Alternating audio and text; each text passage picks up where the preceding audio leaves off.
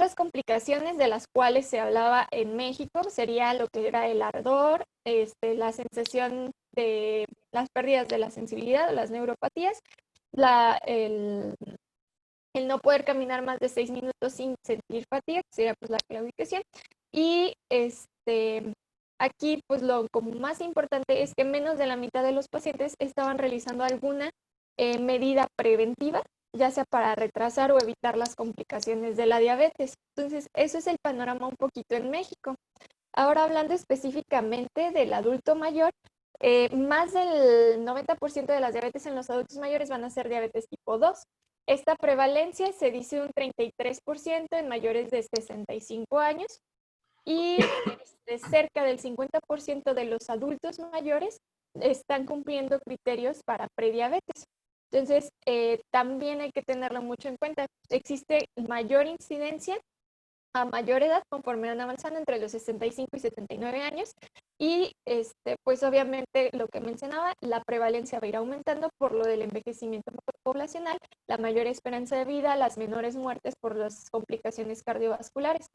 Aquí en esta gráfica se ven como los años que viven con la enfermedad. Entonces, ya en los mayores de 80 años se ve que la enfermedad, la duración de la enfermedad en años va más de 10 años. Entonces, pues ahora sí que la enfermedad va durando más años con ella. También hay que tener en cuenta que el adulto mayor es más susceptible a las complicaciones. 50% de los pacientes diabéticos se van a manifestar como una nefropatía diabética, ya sea con albuminuria o disminución de la tasa de filtrado glomerular. Aquí vemos las principales complicaciones. El azul son los pacientes diabéticos y los amarillitos son pacientes no diabéticos. Entonces, como vemos, tienen un mayor riesgo de tener todas estas complicaciones, tanto cardiovasculares, el paciente diabético. Incluso tienen 10 veces mayor riesgo de sufrir una amputación que un paciente no diabético. Ahora, hablando un poquito de la fisiopatología, pues las dos hormonas que juegan un papel importante sería el glucagón y la insulina. Aquí tenemos lo que es el glucagón, que al momento de que tenemos mm, eh, una disminución, niveles bajos de glucosa en la sangre, se van a estimular las células alfa del páncreas. Esto nos va a hacer que se produzca el glucagón, se estimula a nivel del hígado la producción hepática de glucosa para que se mantengan estos niveles que necesitamos. Y al contrario, la insulina, al tener niveles altos de glucosa, se estimulan las células beta, van a formar la insulina y también a su vez esta va a estimular en el hígado que se guarde, bueno, ahora sí por decirlo, que se absorba la glucosa en la sangre y se aproveche en las células de tejido tanto a nivel de músculo, cerebro o grasa. Y eso va a hacer que se disminuya los niveles de glucosa circulantes. En cuanto al efecto incretínico, ahí pues van a ser las hormonas que se van a estar produciendo en el tracto gastrointestinal tras la ingesta de los alimentos. Entonces, esto va a ser por efecto también lo que veíamos a nivel de las células beta del páncreas, que van a disminuir la insulina dependiente de glucosa. A nivel del intestino, se van a estimular las células L para secretar el GLP-1. A nivel de estómago, nos van a ayudar al vaciamiento gástrico. A nivel del hígado, con la acción del glucagón, a disminuir el glucagón a nivel hepático. Y a nivel del cerebro, pues nos va a mandar la señal de saciedad o de apetito. Entonces, todas estas, las incretinas van a estar dadas por lo que es el GLP-1 y el GIP, que es el polipéptido insulinotrópico dependiente de glucosa. Entonces, en estos, pues, efectos, bueno, más bien en estos lugares es donde vamos a actuar con los medidas de tratamiento. A nivel renal, tenemos que hay un umbral o que la glucosa normal se filtra por el riñón es de 180 gramos al día. Entonces, cuando el riñón tiene la capacidad de reabsorber esos 180 gramos, pero al aumentar nuestra glicemia mayor a 180, pues vamos a presentar lo que es la glucosura. Y pues la historia natural de la diabetes o lo que vamos a estar esperando en un paciente diabético, al principio se va la primera que se va a estar alterando, por así decirlo, sería la glucosa postprandial. De aquí la importancia de de las curvas de tolerancia a la glucosa con las glucosas de 2 horas, porque van a ser las primeras que se nos van a estar alterando, más que las glicemias en ayuno. Y conforme pasa el tiempo, la acción incretina también va a ir disminuyendo, la función de nuestras células beta van a ir disminuyendo y por lo tanto nuestro nivel de insulina va a bajar y va a ir existiendo también mayor resistencia a la insulina.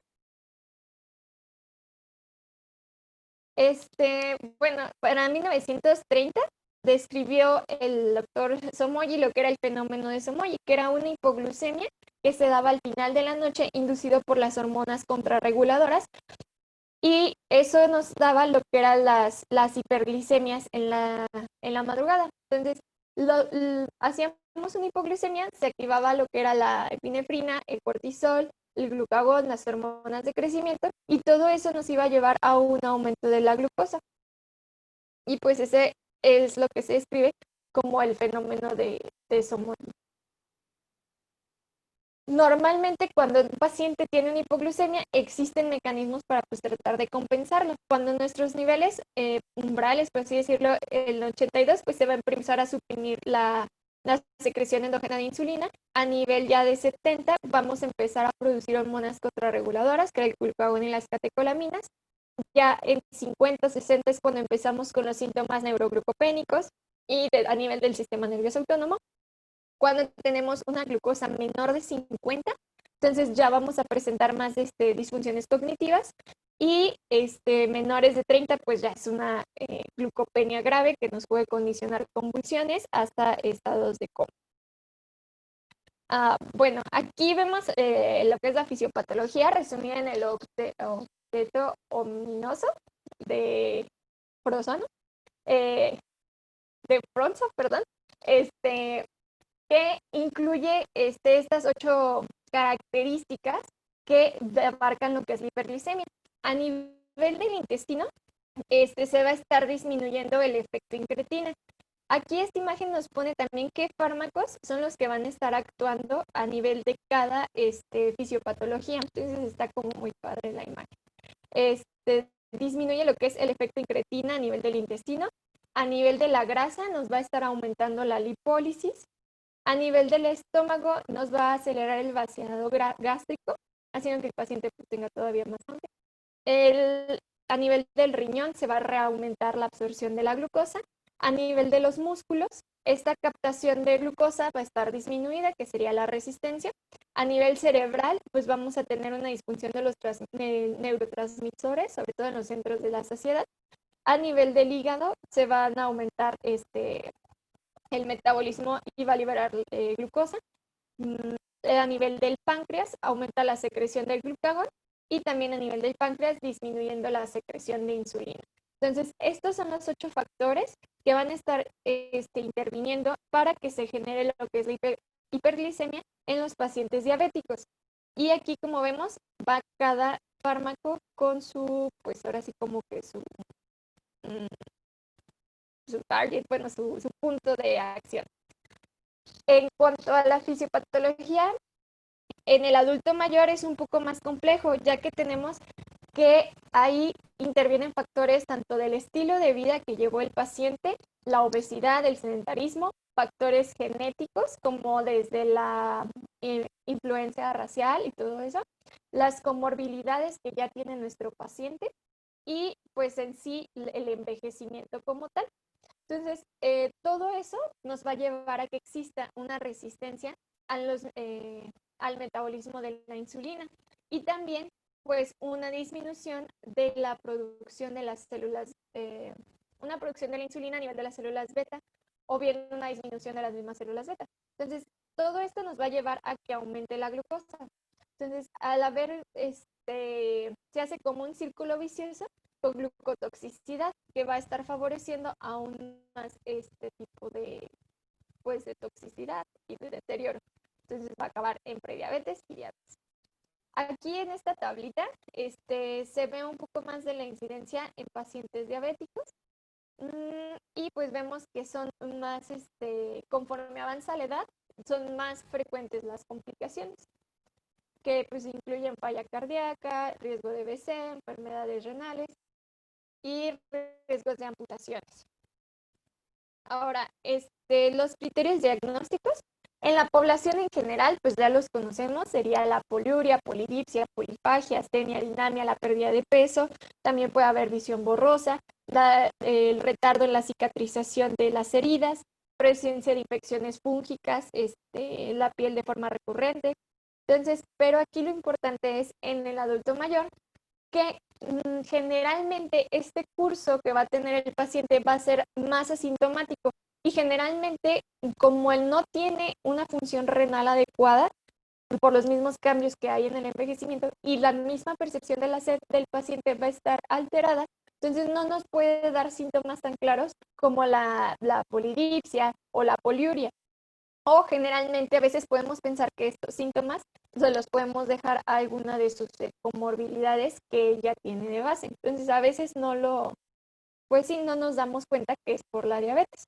Lo más habitual o la forma más habitual en la que se va a manifestar una diabetes en el paciente mayor sería con un agravamiento de los síndromes geriátricos, que empiecen más con caídas, con deterioro de la cognición y también un estado de mayor vulnerabilidad ante sus otras comorbilidades que el paciente ya tiene. Entonces, ¿qué es lo que le tenemos que buscar? Pues acá vamos a realizar pues la BGI completa, pues, su estado funcional, buscarle depresión, su estado cognitivo, su riesgo de caídas, su índice de masa corporal, sus presiones, si toma alcohol, si toma tabaco, si toma algún medicamento, su audición, si tiene comorbilidades, cómo está su agudeza visual y si tiene criterios o no de fragilidad y cómo está su estatus. Eh, el, en cuanto a estudios generales que le vamos a pedir, pues sería el electrocardiograma para ver pues, todo lo de su corazón, su panel perfil lipídico, hacerle también una densitometría, un ultrasonido abdominal. Aquí pues lo pone el A como ultrasonido para aneurisma aórtico y el screening también de diabetes para pacientes que pues, no se conozcan diabéticos, pues, en caso de no se conocerse diabetes. Y específicamente en el paciente diabético lo que tenemos que estarle checando es la retinopatía, su nefropatía, la neuropatía, cómo está su estado nutricional, cómo está tratándose la diabetes y si él tiene o qué tanto conoce él o maneja sus medicamentos y su enfermedad.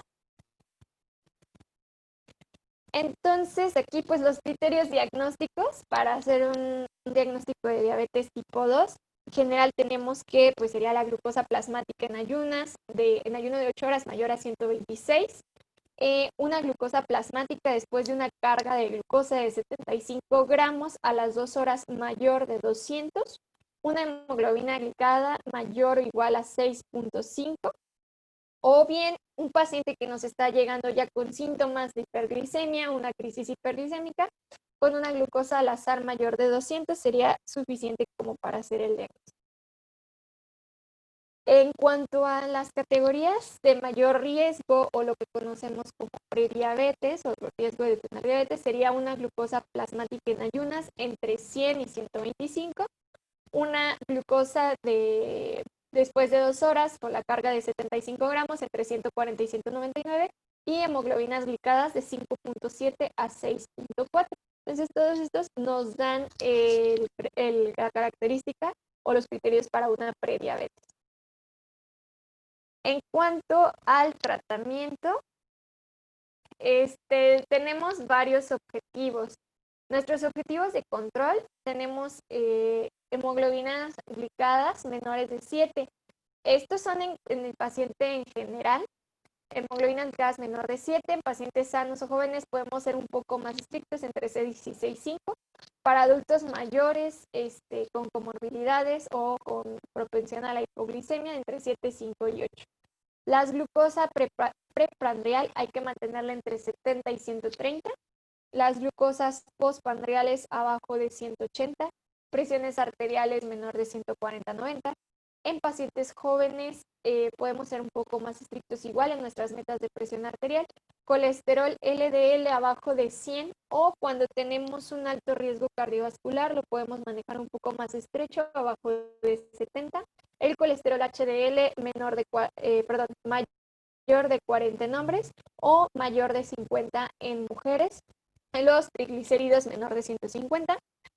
Recomendar el abandono del hábito tabáquico y el control de peso, pues sugiriendo un IMC debajo de 25.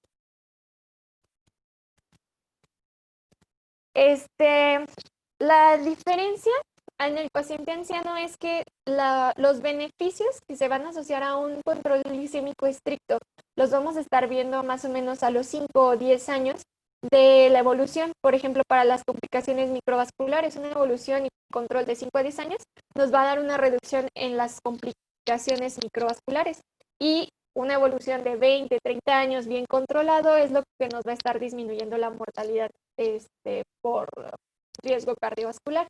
Entonces, aquí vemos que si nuestro paciente pues, no tiene una esperanza de vida tan larga, pues no hay que ser tan estrictos. Entonces, los objetivos que debemos de manejar en nuestro paciente mayor, más que nada es evitar que tenga una discapacidad o que si ya la tiene, que ya la amputaron o alguna cosa, esta ya no progrese más. Entonces así vamos a procurarle mayor calidad de vida. Evitar también los efectos secundarios del tratamiento, en especial, pues, por ejemplo, las hipoglicemias que nos pueden dar un mayor deterioro de la calidad de vida del paciente.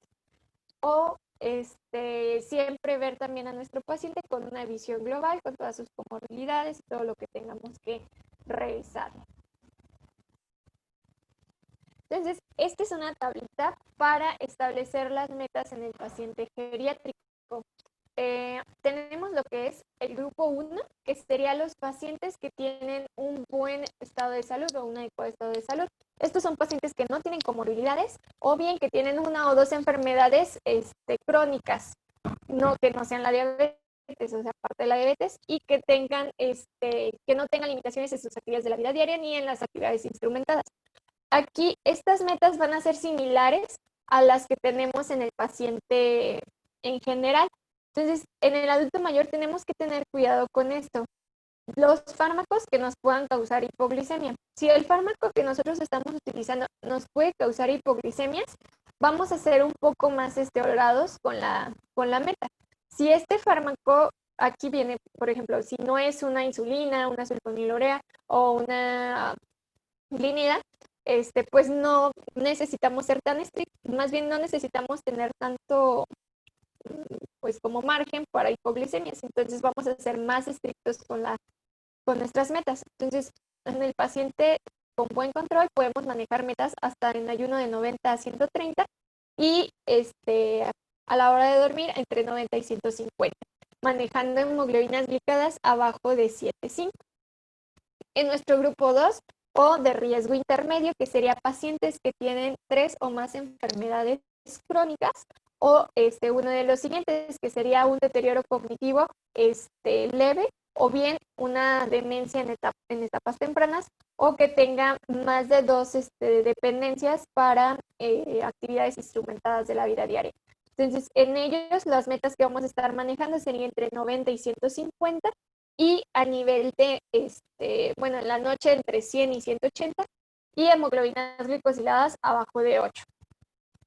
Para el grupo 3 o pacientes que ya tienen pues una enfermedad terminal, una demencia llave moderada severa, que ya tienen dependencia de sus actividades de la vida diaria o que viven pues en los asilos y así, pues en ellos vamos a darles como todo el derecho del mundo a tener glucosas entre 100 y 180, manejarles glucosas en la noche entre 110 y 200 y hemoglobinas glicosiladas abajo de 8,5. Entonces, aquí es lo importante como de nosotros, que vamos a estar manejando, ver las condiciones de nuestro paciente, en qué condiciones está, para poder establecer una meta que sea adecuada al grupo al que pertenece. Aquí es importante, bueno, me llamó la atención que con cada reducción del 1% en la hemoglobina glicosilada estamos reduciendo el riesgo de las complicaciones, 14% de complicaciones como infarto a miocardio o bien complicaciones microvasculares que se van a estar disminuyendo hasta en un 37%. Entonces, de ahí la importancia de que nosotros tengamos unas metas adecuadas, pero siempre teniendo en cuenta la edad, la esperanza de vida y las comorbilidades de nuestro paciente.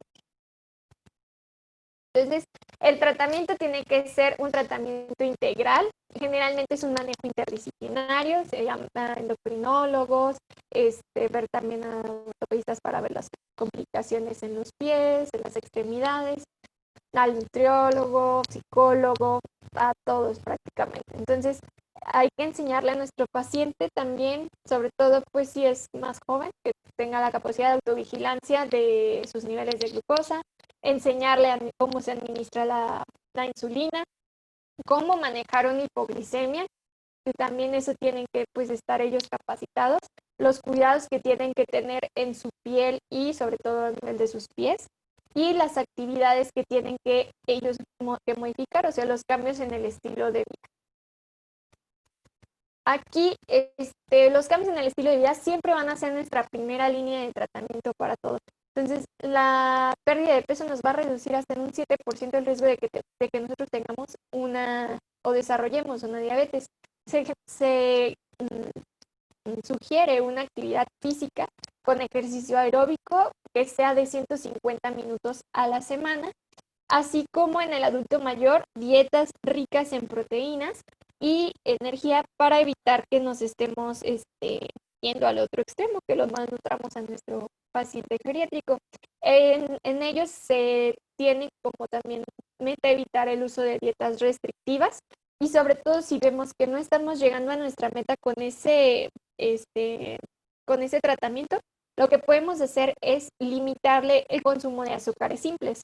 Entonces, para no restringirlo como tanto en la dieta, sino más bien limitar ese tipo de alimentos que son los que nos van a corroborar un poquito más a ese descontrol. En cuanto al ejercicio, pues ya sabemos que disminuye el riesgo cardiovascular, nos va a ayudar a conservar la masa muscular, eso a su vez pues nos va a disminuir el riesgo de caídas, una reducción de la grasa corporal y la pérdida de peso. Entonces, es útil el ejercicio para disminuir nuestros niveles de glucosa plasmática y también nos va a ayudar a la sensibilidad a la insulina a nivel periférico. Entonces, como ya decía, 150 minutos de ejercicio aeróbico a la semana. En el paciente geriátrico, unas recomendaciones generales sería realizar un screening en los pacientes mayores de 65 años, en todos de sus niveles de glucosa en ayuno o hemoglobinas glicadas cada 2 años. Sobre todo esto en pacientes que tienen factores de riesgo, que serían estos de aquí, pacientes obesos, con sedentarismo, con antecedentes de diabetes en familiares de primer grado, que pertenezcan a una raza o etnia de alto riesgo, que padezcan alguna enfermedad cardiovascular, hipertensos, con HDL menor de 35 o apnea del sueño. Entonces, cuando en este screening nosotros obtenemos un resultado anormal o que nos diga que es indicativo de prediabetes, lo que va a estar indicado como siguiente paso es hacer la glicemia de 2 horas posterior a la carga de glucosa, como habíamos visto lo de la curva y la historia natural de la diabetes. Entonces, en los pacientes prediabéticos no está recomendado el uso de la metformina como para prevenir que progresen. Entonces, nada más en ellos lo que se hace es dieta y ejercicio. También en el paciente geriátrico se recomienda estar haciendo el screening cognitivo, el mini mental o ya sea con el Monreal, para al momento del diagnóstico y cada 2 o 3 años. O bien se puede realizar antes de manera anual si existe alguna queja del estado o deterioro cognitivo. Para el adulto mayor, entonces, lo que decíamos, nuestro tratamiento inicial va a ser la metformina y los cambios en el estilo de vida, como en todos. Entonces hay que evitarla, nada más sí hay que tener muy en cuenta de la metformina, evitar utilizarla cuando tenemos tasas de filtro glomerular abajo de 30 o bien que nuestro paciente no lo tolere gástricamente. Hay personas que les dan las diarreas y no lo toleran. En pacientes que no logramos obtener este nivel de glucosa deseado o hemoglobinas glicosiladas deseadas, podemos aumentar un segundo fármaco, pero en el paciente geriátrico es importante evitar lo que son las sulfonilureas y las glínidas por el riesgo de hipoglucemia por su mecanismo de acción. Si tenemos un paciente con dislipidemia, es indicado hacerle perfil lipídico anual y en nuestro tratamiento de primera línea se va a basar con estatinas.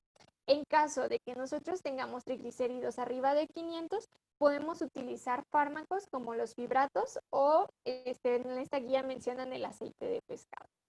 La hipertensión arterial para pacientes hipertensos, nuestra meta va a ser abajo de 140-90, como ya mencioné, y nuestro tratamiento de primera línea va a ser con un IECA o ARA. Ya sea si no tolera uno, pues se cambia por el otro. Acá, en pacientes con insuficiencia cardíaca, es importante que tengamos en cuenta que hay fármacos que nos van a empeorar nuestra insuficiencia cardíaca.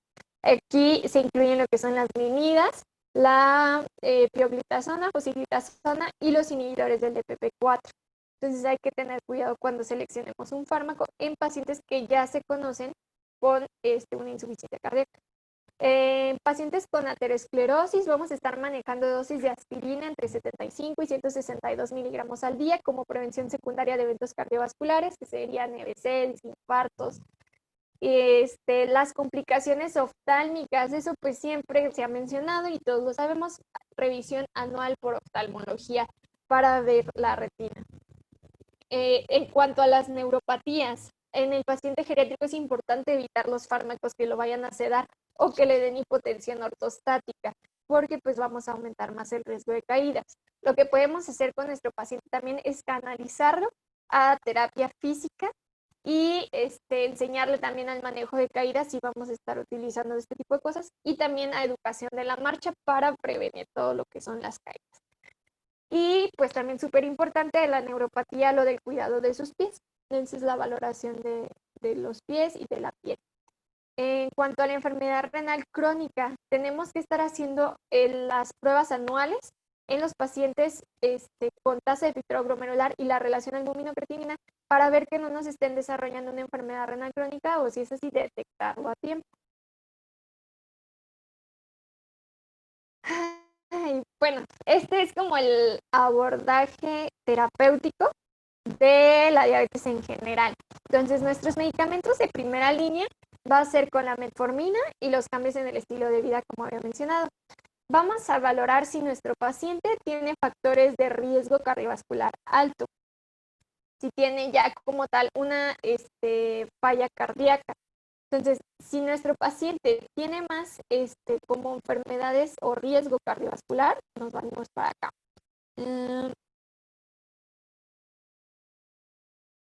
Entonces, lo que le vamos a estar dando, establecemos su riesgo cardiovascular y los fármacos que vamos a preferir si tiene mayor riesgo cardiovascular, los GLP-1, que son los que se están manejando como primera opción.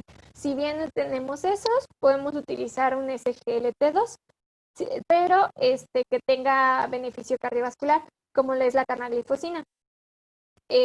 Si no alcanzamos nuestra meta de hemoglobina glicada con estos, podemos agregar ya sea un GLP-1 o un SGLT2, dependiendo del que estemos utilizando, o bien un DPP-4 si no tenemos disponibles el GLP-1, insulina basal, tiazolinedianas o sulfonilureas. Si tenemos que más que eso tiene una falla cardíaca o enfermedad renal, lo que vamos a manejarle es preferentemente un SGLT2. Aquí es con tasas de filtrado arriba de 30 específicamente. Entonces, un SGLT2, o bien, si no lo tolera, podemos utilizar un GLP-1. Si no alcanzamos nuestras metas de hemoglobina glicada, podemos agregar lo que son insulina basal, sulfonilureas, y aquí es importante evitar las tiazolinerianas cuando ya tenemos una falla cardíaca establecida. Aquí tenemos, si nuestra falla cardíaca pues no es como lo más relevante en nuestro riesgo cardiovascular, podemos irnos también para minimizar el riesgo de las hipoglicemias, que serían los fármacos que nos van a dar menos hipoglicemias. Tenemos que aquí se incluye el DPP-4, los GLP-1, SGLT2 y las tiazolinerianas. Si no alcanzamos metas con alguno de estos fármacos, podemos hacer alguna de las combinaciones que se nos ocurran con estos. Entonces, un DPP-4 más una SGLT2 o una tiazolineriana. Igual GLP-1 con SGLT2 o un SGLT2 con GLP-1 de PP4. O sea, prácticamente son combinaciones entre ellos. Si no los tenemos, entonces ya consideramos añadir una sulfonilurea o bien una insulina basal. En caso de que lo que queramos es que nuestro paciente pierda peso, lo que podemos utilizar es el GLP-1, que nos va a tener una buena respuesta para disminuir el peso, por lo mismo que explicamos todo de la fisiopatología y de las infertinas. El SGLT2, que va a ser también otro fármaco para perder peso. Entonces, si no alcanzamos nuestra meta, podemos hacer una combinación con cualquiera de ellos. Y si no se alcanza, podemos agregar un DPP-4. Si no se alcanza o no lo tolera, podemos cambiar por alguna sulfonilurea, telsolineriana o insulina basal. Y pues ahora casi lo que más nos importa pues es el costo o la economía, pues podemos utilizar una sulfonilurea más una tiazolineriona, que pues si no lo podemos controlar con eso, ya lo podemos mandar a insulina basal o bien considerar un DPP-4 o un SGLT2.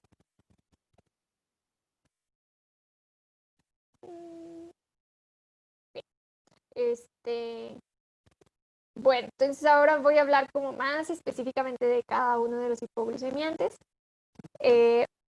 Aquí pues tenemos como un panorama general. Serían las biguanidas, que sería la metformina, inhibidores de la alfa-glicosidasa, que es la carbosimilitol, agonistas del GLP-1, que sería la exenatida, el liraglutide, las sulfonilureas, que sería la glibenclamida o glimperida, tiazolinerianas, que sería pioglitazona, rosiglitazona, agonistas de la dopamina, las metilglinidas, que sería replaglinida, nataglinida, los DPP-4, que es la sitagliptina, linagliptina, saxagliptina, y los inhibidores del SGLT2, en los que entra la canaglifosina, epaglifosina o depaglifosina. Entonces, las biguanidas, como ya sabemos, pues es la metformina, tienen su efecto a nivel periférico y a nivel del hígado. A nivel periférico aumentan la captación de glucosa, a nivel del hígado nos van a disminuir la síntesis de VLDL, disminuyen la gluconeogénesis, aumentan la oxidación de ácidos grasos y aumentan nuestra sensibilidad hepática a la insulina. Entonces, aquí las ventajas es que pues tenemos una amplia experiencia con la metformina. No es tan común que nos dé hipoglucemias, pero sí tenemos mayor riesgo de acidosis láctica, es raro, pero se presenta, y sus efectos secundarios gastrointestinales, que serían como los más relevantes, la diarrea, calambres, y nos va a favorecer las deficiencias de vitamina B12. Las presentaciones de la metformina pues viene de 500 miligramos y 850 miligramos. La dosis máxima que podemos utilizar es 2550. Y pues lo vamos a utilizar como primera línea en aquellos pacientes que nos haya fallado ya la dieta y el ejercicio, los cambios en el estilo de vida. Aquí lo importante es tener cuidado con la tasa de filtrado glomerular. Debajo de 30 no se tiene que utilizar la metformina. Las sulfonilureas que nos van a estar trabajando a nivel de los receptores de sulfonilureas, bloqueando los canales de potasio, y eso va a hacer que se despolaricen y se libere más, se secrete más insulina a nivel de las células beta del páncreas. Entonces, si cierra canales de potasio, abre canales de calcio.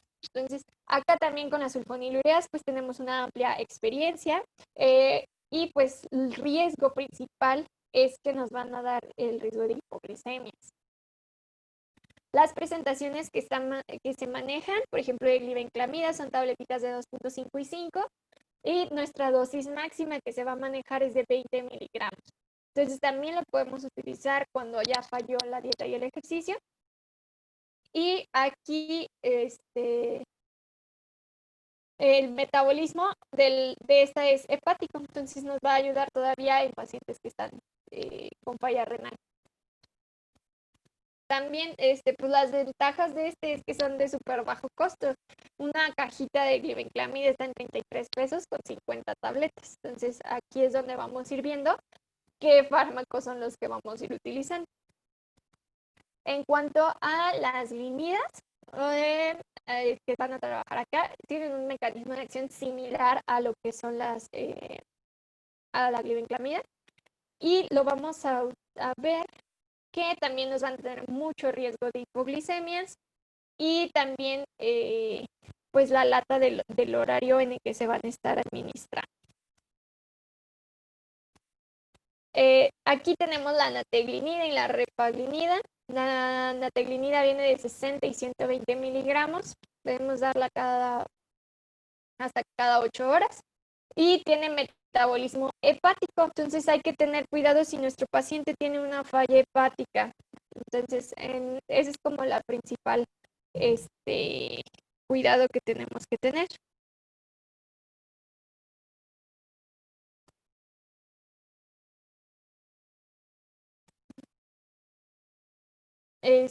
Aquí las diazolinedianas van a tener la acción a nivel del receptor de PPAR gamma, que significa peroxisoma proliferador activador gamma. Entonces, ese va a ser, nos va a ayudar para la diferenciación de los adipocitos, y perdón, va a estar produciendo que se capte mayor ácidos grasos. Entonces, a nivel periférico nos van a disminuir los ácidos grasos libres y los triglicéridos. Esa es la ventaja de las tiazolinerianas y por qué nos van a dar mayor protección cardiovascular. Entonces, aumentan la secreción de insulina, disminuyen los ácidos grasos, aumentan la secreción de insulina, la sensibilidad a la insulina, perdón, a nivel periférico, y disminuyen la gluconeogénesis. Entonces, aquí la ventaja, pues, es que también nos van a ayudar o desventaja, dependiendo de cómo lo queramos ver, aumento de peso.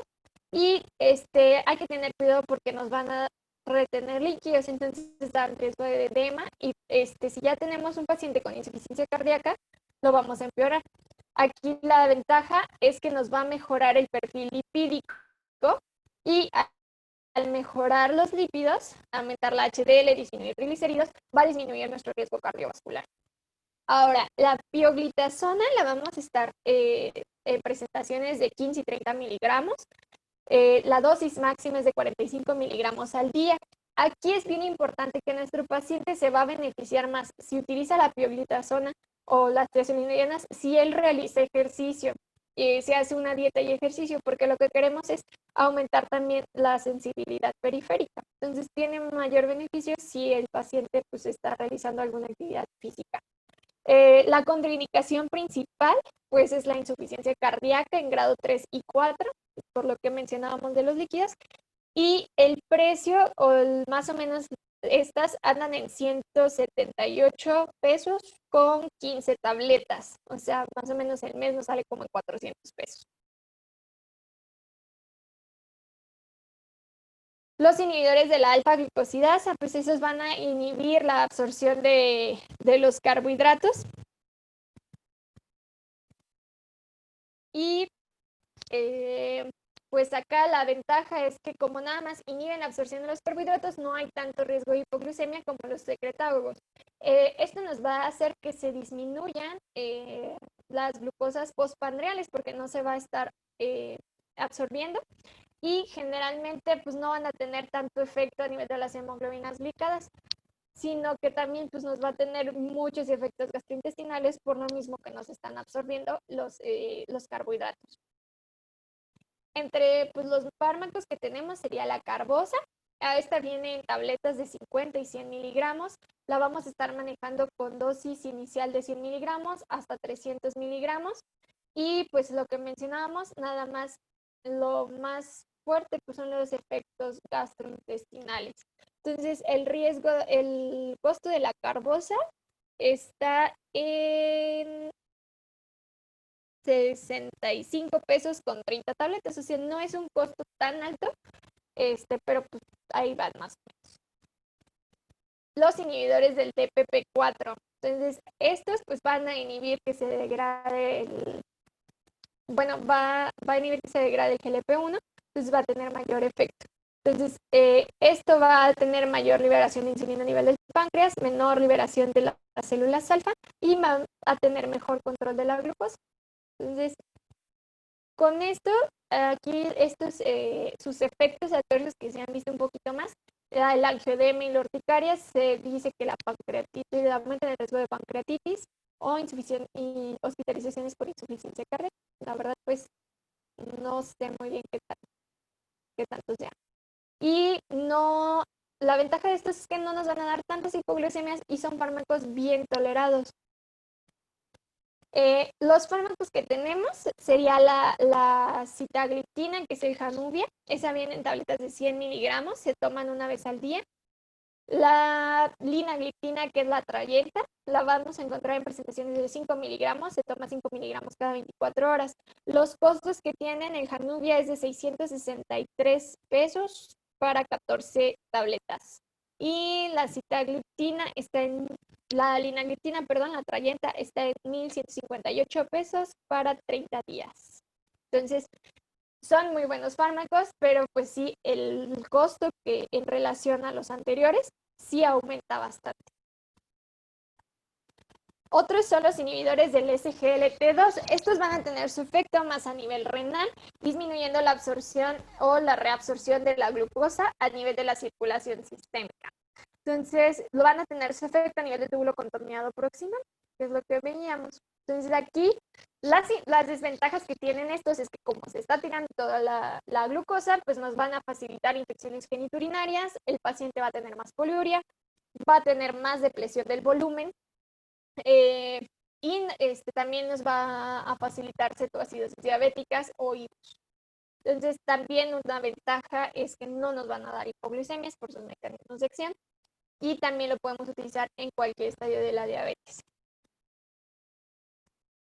Los fármacos que tenemos sería la canaglifosina, que esa la vamos a estar manejando de 100 y 300 miligramos, y que es el Invocana, y la empaglifosina, que serían tabletas de 25 miligramos, la vamos a manejar dosis de 10 a 25 miligramos al día y su nombre comercial es el Jardiance. Entonces, la canaglifosina, esa tenemos en Invocana de 300 miligramos, cuesta 1,314 con 30 tabletitas.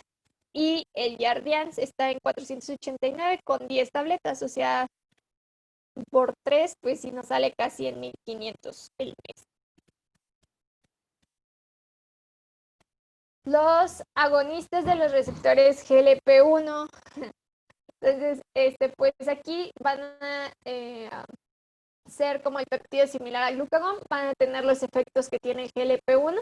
Dijimos disminuir el apetito, disminuir el vaciamiento gástrico para que tenga mayor saciedad, aumentar la glucosa a nivel periférico, disminuir la producción de glucosa a nivel hepático y los riesgos de cardioprotección. Entonces, va a tener todos los beneficios que tiene el GLP-1 normal o bueno, endógeno. Entonces, aquí la ventaja es que como es más fisiológico, no tiene tantos efectos gastrointestinales,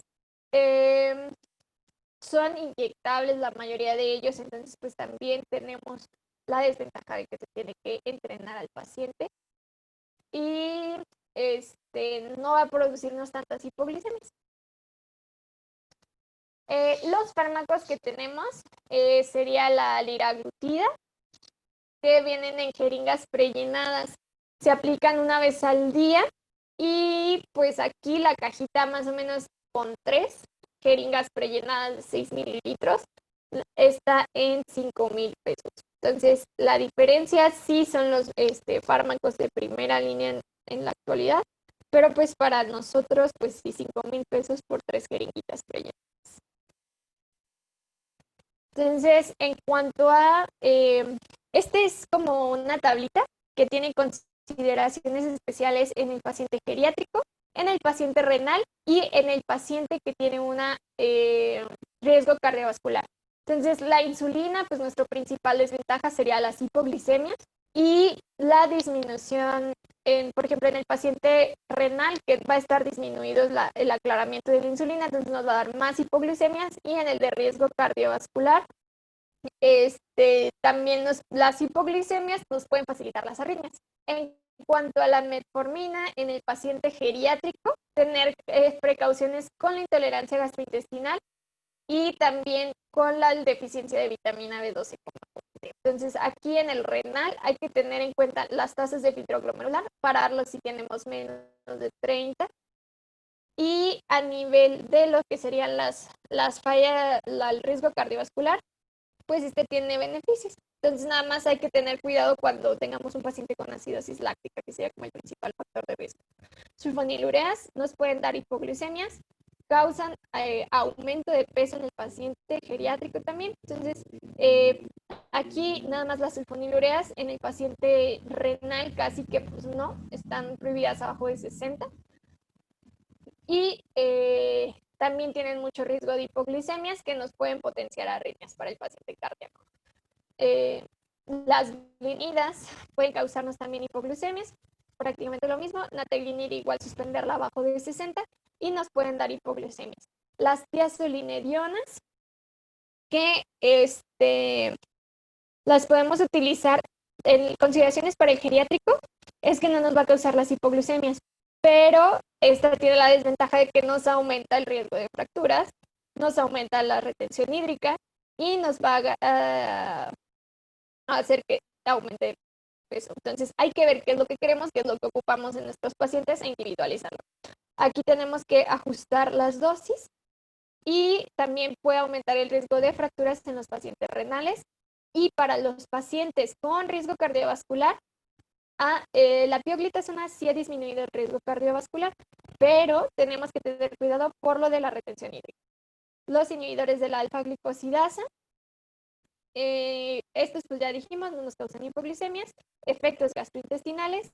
Aquí debemos de evitarlos si la creatinina sérica es mayor a 2.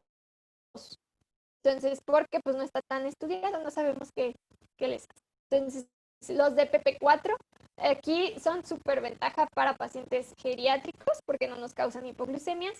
Nada más aquí hay que tener la consideración, la sitagliptina se va a ajustar a función renal y la única que no se ajusta es la linagliptina. Entonces es una opción buena para pacientes que tenemos con función renal deteriorada. Y pues no es tan cara, pero tampoco está tan fea. Y pues la saxagliptina también nos aumenta el riesgo de falla cardíaca.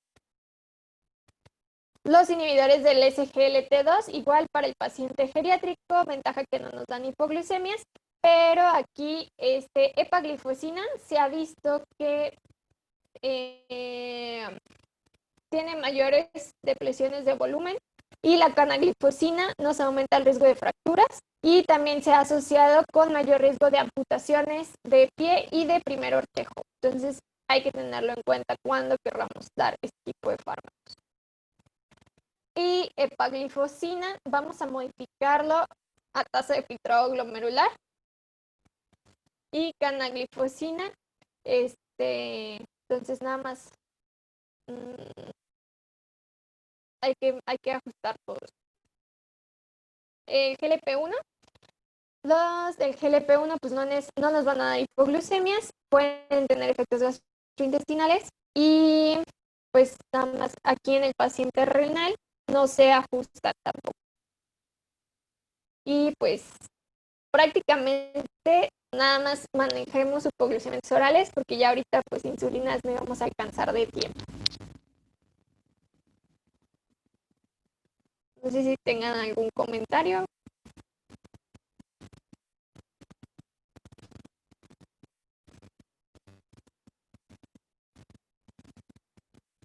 Muy bien, gracias, Jessy.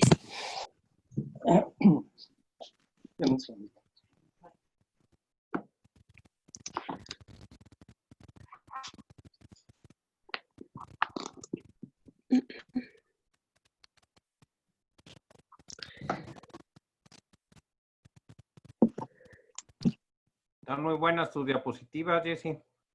Gracias. Ajá.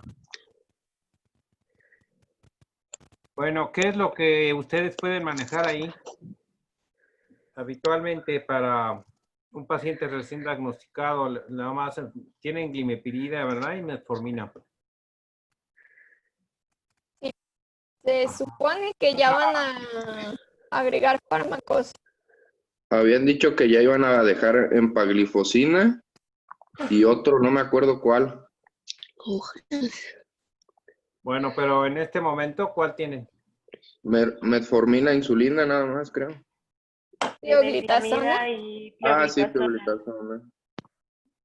¿Y La carbosa. la glimepirida no la tienen?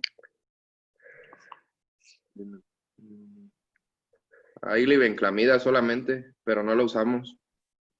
Ah, nada más glibenclamida. Ujú.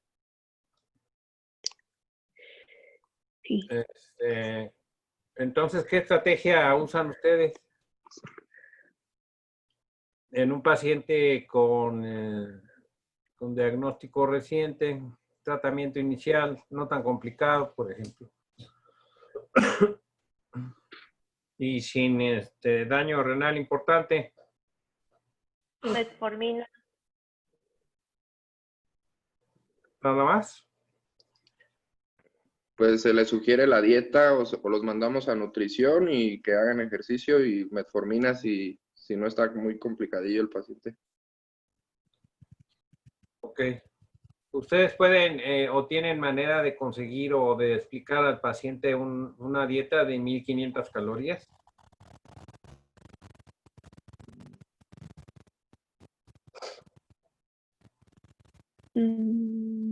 Ah, Bueno, no sé qué tanto se tarde las citas para nutrición. O sea, tú envías un paciente a nutrición, ¿cuánto se tarda? como 2 semanas. Ah, entonces no es tanto tiempo. Mientras Yo no. tanto, mientras vea a la nutrióloga, ¿qué le recomiendas que coma o que no coma?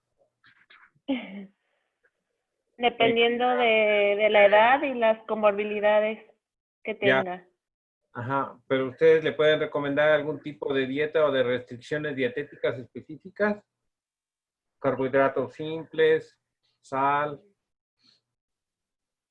por ejemplo. Tienen ahí una lista de alimentos que generalmente pueden prohibirse en esos pacientes o que disminuya la ingesta, algo así. O sea, una orientación nutricional inicial. Jessy, ¿no? Ah, No, por eso yo pregunto. o sea, ¿en la consulta o Sí, de que yo lo tengo? en la consulta, sí, claro. Pues O sea, voy contigo. Voy contigo. Entonces, tengo dos determinaciones de glucosa en ayuno. Una de, estoy más o menos bien, no tengo ninguna otra comorbilidad importante. Y me hacen un examen de control y resulta que traigo 180 en ayuno, ¿no? Me mandas a hacer hemoglobina glicada y resulta que traigo 7. Regreso contigo con esos resultados. ¿Qué me recomiendas? pues primero iniciarle la dieta y el ejercicio. Le iniciaría una dieta, pues tenemos que ver por ejemplo, la dieta DASH, que es como la que se utiliza también, como si fuera de riesgo cardiovascular, podemos utilizar una dieta DASH y pues es lo que se les da. Yo generalmente... Estoy en la consulta contigo, ¿no? Estoy en la consulta. Y, oiga, doctora, ¿y puedo comer bombones? No. No, depende de cuál. No. ¿No? Caray, hombre, caray. Oiga, ¿y puedo comer carne? Sí, porque ¿O carne de cerdo? Pues sería más bien proteínas como creo que se llaman de alto valor también, o sea, que no tengan tan difícil la digestión y que sea más fácil. Se le recomendaría más comer pescado o carnes blancas como pollo, evitar carnes rojas, limitar Ajá. su consumo como de ¿Porque carbohidratos. la carne roja me hace daño? Entonces no puedo comer carne de cerdo. Oiga, y ¿cuántas tortillas me puedo comer? Pues ahí sí la tendrían que limitar. Por ejemplo, podrían ser 2 tortillas al día, porque si hay personas que se comen el medio kilo en cada comida. 2 tortillas al día. Si me como 10 tortillas por comida. Pues sí, o sea, sería limitarle y, Ajá. o sea, más que nada, lo que decían en el adulto mayor sería limitarles los carbohidratos simples. O sea, también decirle que evite, pues, panes, refrescos, pues sí, azúcares de absorción rápida, jugos. Entonces, todo eso nos va a ayudar no tanto a que le hagamos una dieta tan restrictiva, sino pues como mantenerlo en niveles con una dieta que no nos lo vaya a llevar al otro extremo. A ver, oiga, y es lo mismo que me coma 2 o 3 tortillas, a que me coma 2 o 3 panes, porque puedo comer Pues pan Bimbo. habría que estudiar lo del índice glicémico, ¿Viene ¿no, más la doctor? tortilla o el pan Bimbo? Pan Bimbo. ¿Me entiende? Entonces, no sé si ustedes estén preparados para contestar ese tipo de preguntas que seguramente sí les hacen, ¿no? Eso lo tiene que ver cada uno de ustedes. Ahorita no contestarme. Además, no veo a nadie. Pues, ¿quién sabe? Hola. Hola, Entonces, doctor. no sé si cada uno de ustedes o cada uno de ustedes vea esa posibilidad de poder ayudar o poder recomendar algún tipo de dieta específica al paciente, porque es lo primero que están proponiendo, ¿no? De tratamiento, pero no sé si lo sepan, no sé si lo sepan hacer, recomendar inicialmente. Ya sé que no le vas a decir, a ver, va a tomar 2 raciones de carbohidrato, ¿no? En el desayuno. Va a tomar otras 3 raciones de grasa, ¿no? Le voy a preparar, le voy a comentar, o sea, lo que es una licenciada de nutrición, pero acercarnos un poco. O sea, le puede recomendar, por ejemplo, a este paciente, le dirías, bueno, puede comer 2 o 3 tortillas, porque esa cantidad de calorías, la tortilla a veces no tiene tanto carbohidrato simple como el pan, sobre todo el pan industrializado, como ahorita tiene la bronca con el chatarra, ¿no? El pan Bimbo y esto. Ese tiene mucho más carbohidrato simple que la tortilla. Y hay personas que la tortilla, y sobre todo ahora con el empobrecimiento general de la población, pues la tortilla va a seguir siendo, ¿no? La mejor manera de alimentarse, ¿a poco no? Eso viene desde antes de la colonia, ¿no? ¿Cuántas tortillas te comes tú, Jessy? Como 2. Sí, ¿y a poco no te vas a unos tacos? Bueno, ahorita no, pero ¿a poco todos nos vamos a unos Bueno, tacos? No, hombre. Sí, que la pero tortilla es, no cuentes, está chiquitita. ¿verdad? Ay, sí, chiquita. Bueno, está bien. Entonces, yo creo que empiecen por eso. Empiecen bien esas cosas, ¿no? O si alguien de ustedes está bien avanzado en cuanto a la nutrición, que pudiera hablarnos un poco más de eso.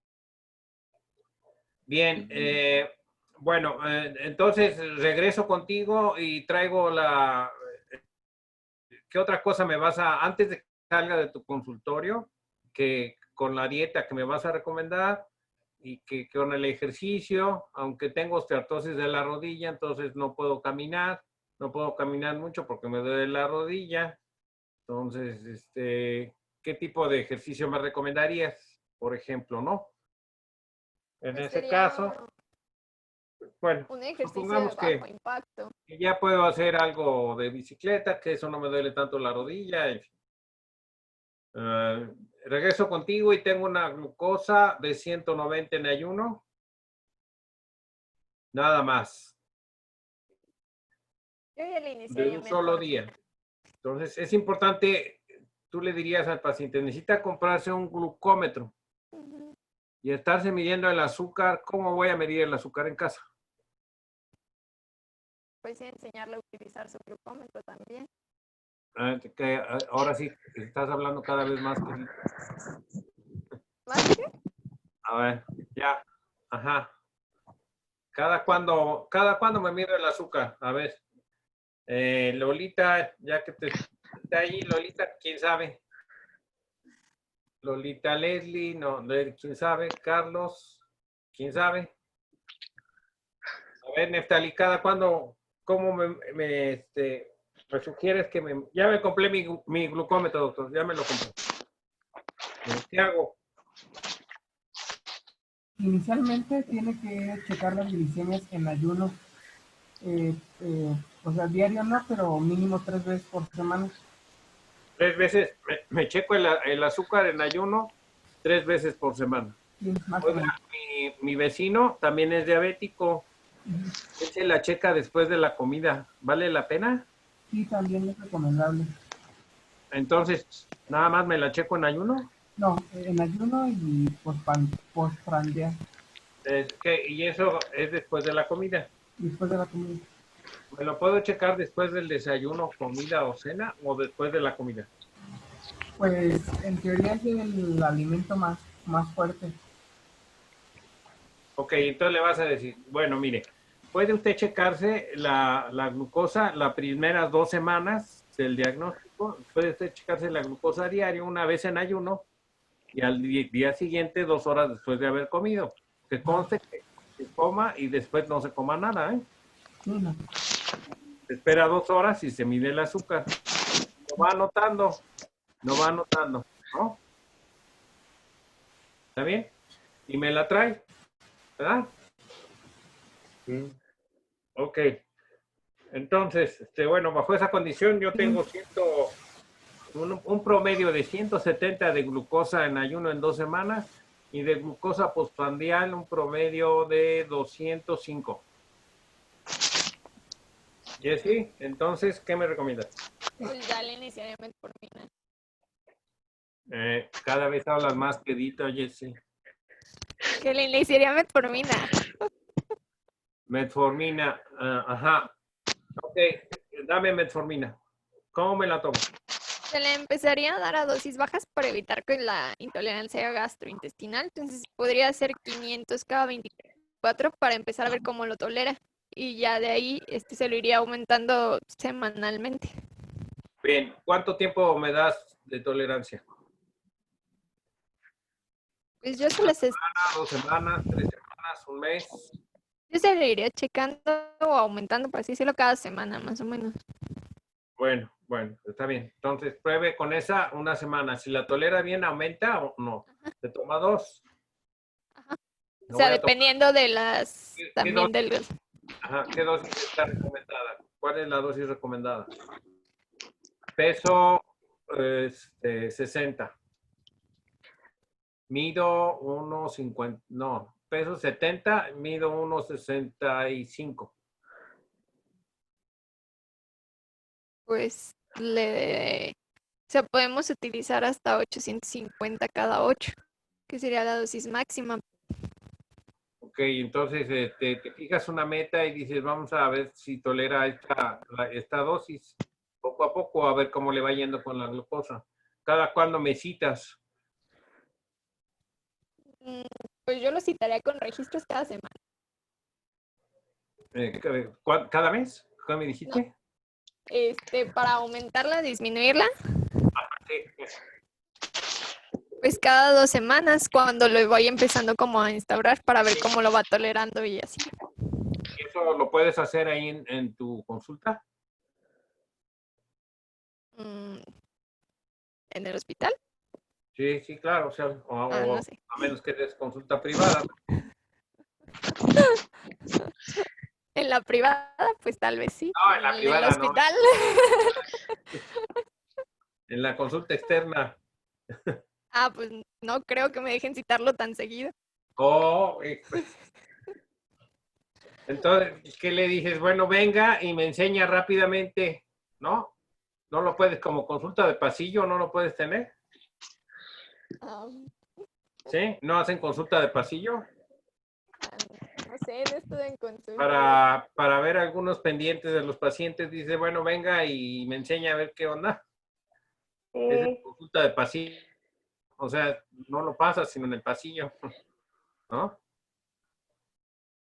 Y Eso pues luego podría sí ser. les decimos que lleven, por ejemplo, las bitácoras y le decimos que ya no lleve al paciente, que vaya solo el familiar para que nos enseñe la bitácora y ahí le hacemos ajuste o lo dejamos igual, ya vemos. Que Lupita sí lo cita cada semana, que los ha de extrañar, Bueno, ok, entonces yo creo que hay que ver esas cosas, ¿no? A ver, espérame tantito, yo creo que falta ver esas cosas prácticas, ¿no? A ver, ¿me dejan compartir la pantalla?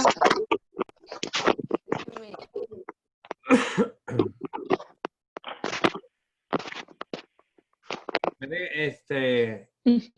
Ay, Vas a subir tu presentación, Jessy, está buena, ¿eh? sí, doctor. Súbala. A ver, déjame compartir pantalla. Ay, no sé cómo se deja de compartir.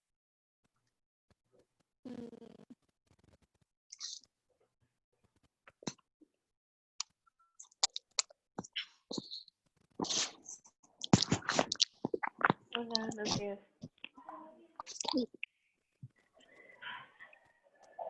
¿Ah? ¿No?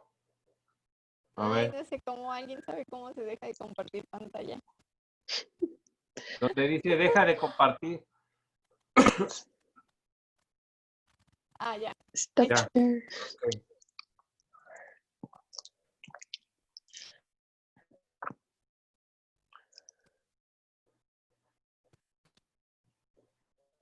¿Ya la están viendo? Ya. Sí. Sí. Ay, eso empezaba hoy, ¿verdad? Ajá. Changos. Están buenos. Ya vi los pósters, algunos de los pósters. No he metido a ninguna sesión, pero hay sesiones en vivo por Zoom. Sí. Estos son los pósters. Y estas son las sesiones en vivo. ¿Sí la están viendo? Sí. Sí, Doc.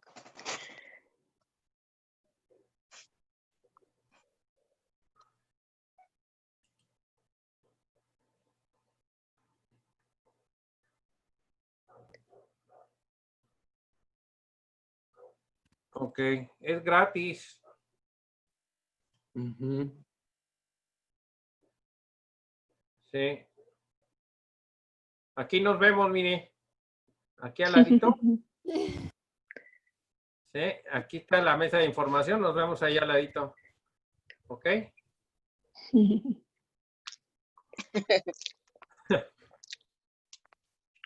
En el desayuno. Sí, sí, sí. Para el desayuno, precisamente. Bueno. Órale, pues. Gracias, Jessy. Gracias. Sale. Gracias, Jessy. Gracias a todos. Gracias, Gracias. doctor. Bye. Bye.